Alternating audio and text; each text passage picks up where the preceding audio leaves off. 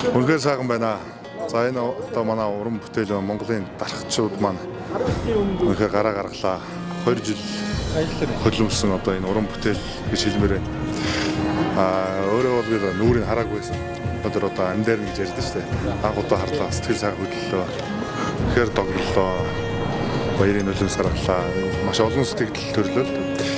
93 наадам байхгүй бол одоо Монгол улс төр маань байхгүй гэж аав нь хэлдэг байсан. Яхааргүй одоо манай энэ соёл маань бол бид бүхнийг дархлаа. Тэр дундаа аав маань одоо бүх одоо олон улсын одоо тэмцээн одоо олимп дэлхийн одоо анхдагч гэдгээр онцгой.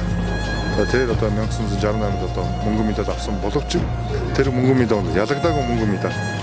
Тэр энэ бол маш би одоо өөрөө бас миний хувьд бол өөр өнцгөөс харж байгаа юм л да. 2008 онд манай Монгол улс нь 2 алтан медаль Бээжинг бол авсан. Одоо энэ хойж үеийн маань залуучууд алтан медаль авч болно шүү гэдэг одоо үйлчлэг тавьсан болов гэдгээр аваар бас өнөөдөр дахин барах гэж байна. Минь одоо бүр багасаа тэгэл одоо наадам хэлэх хамт байгаж явдаг байсан. Тэгэл Монгол орныхаа бүхэл одоо сайхан байгаль үүсгэх газараа хамт байгаж явдаг байлаа. За тэр дундаа одоо миний одоо ижлэг нь одоо спортын өндөрлөлт хүрч ноён уран хасны хувьд бол аав минь одоо бүгд одоо миний одоо чэйжэнд байдаг юу гэхээр 15 өдөр бид нар байлаа шүү дээ.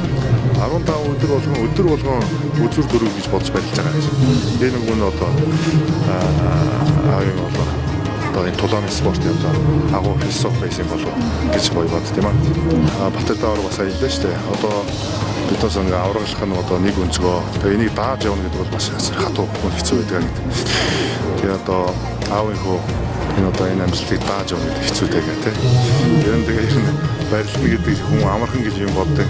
Барилна гэж лайн ажилладаг гэж аав хэлдэг гэсэн. Энэ үг нь бас сэтгэл тод байна.